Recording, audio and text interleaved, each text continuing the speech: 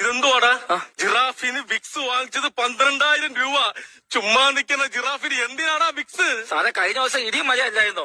ഈ ജിറാഫ് ഞാൻ രാവിലെ നോക്കുമ്പോ മൂക്ക് ചീറ്റവും തുമ്മും തൊണ്ടൊക്കെ ഒരു കരകരപ്പും. അതിന് വിക്സ് മേടിച്ചതാ 12,000 രൂപ. എടാ അതിന് എന്തിനാടാ 12,000 രൂപ? സാറേ സാറിനോ എനിക്കോ എന്തെങ്കിലും വന്നു കഴിഞ്ഞാൽ ഇങ്ങനെ തോണ്ടി തൊണ്ടയിലോട്ട് തേച്ചാൽ മതി. ഇത് അങ്ങനാണോ ഇത്? പിന്നെ 2 ബംഗാളികളുടെ ചാരം കെട്ടി 1.5 ദിവസത്തേക്കുള്ള ചാറ് കൊടുത്തിട്ടാ ഞാൻ ഈ പണി എടുപ്പിച്ചത്. എടാ ഇതൊന്നും ശരിയല്ല. ഈ കണക്കെ എടാ ആ ഹിപ്പോപ്പൊട്ടാമസിന്റെ കൂട്ടിൽ എന്തിനാടാ രാജപാളയം പട്ടിയെ കെട്ടിയിട്ടേക്കണത്? സാറേ അത് രാജപാളയം പട്ടിയല്ല, ഹിപ്പോപ്പൊട്ടാമസാ. അത് ഷുഗർ വന്ന് മെലിഞ്ഞു പോയി. ഇപ്പൊ ഞാൻ 2 നേരം ഇൻസുലിൻ കൊടുത്താൽ ജീവനം വെച്ചിരിക്കുന്നത്.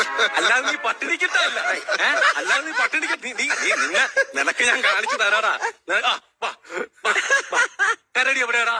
ആ കൂട്ടിൽ കിടന്ന കരടി എവിടെ? സാറേ കരടി ഇപ്പൊ പന്നിയുടെ കൂട്ടിലാണ് കിടക്കുന്നത്. പന്നിയാ കൂട്ടിൽ എന്തിനീ? സാറേ 3 നേരം ക്ലോറിൻ വെള്ളത്തിൽ കുളിച്ച് അതിന്റെ രോമം എല്ലാം കൊഴിഞ്ഞു പോയി. ഇപ്പൊ അത് 4 പന്നിയുടെ കൂട്ടിൽ പോയി കിടക്കുക. ഇനിയിപ്പോ എന്ത് ചെയ്യും? ഇനിയിപ്പോ സാറിന് 10,000 രൂപ അലോയി. വീണ്ടും 10,000 രൂപ? എന്തിന്? കുറച്ച് കരടി നീ മേടിച്ച് കരടിയെ തേക്കാം. അന്നേരം രോമം എല്ലാം പിരിച്ച് കരടി കൂട്ടി കൊണ്ടുവരാം. ഇതൊക്കെ വല്ലതും നടക്കോ? ഇതേ നടക്കത്തുള്ളൂ സാറേ. ടാറ്റു അടിച്ചതിന് 5,000 രൂപ. നിനക്ക് ടാറ്റു അടിക്കാൻ 5,000 രൂപ? സാറേ എനിക്കല്ല ടാറ്റു അടിച്ചത്, പിന്നെ മൂർഖൻ പാമ്പിനാ. സാറേ കഴിഞ്ഞ മാസം അത് പടം പോയിച്ചപ്പോ അതിന്റെ ബാക്കിന്റെ ഡിസൈൻ അടങ്ങിപ്പോയി. ആൾക്കാർ വന്ന് ചേരയാണെന്നും പറഞ്ഞത് 4 കൂടിന് പുറത്തേക്ക് ഇറങ്ങാതിരിക്കുക. ലാസ്റ്റ് ഒരു ടാറ്റു ആർട്ടിസ്റ്റ്. ഇതെന്തുവാടാ? ജിറാഫിന് വിക്സ് വാങ്ങിച്ചത്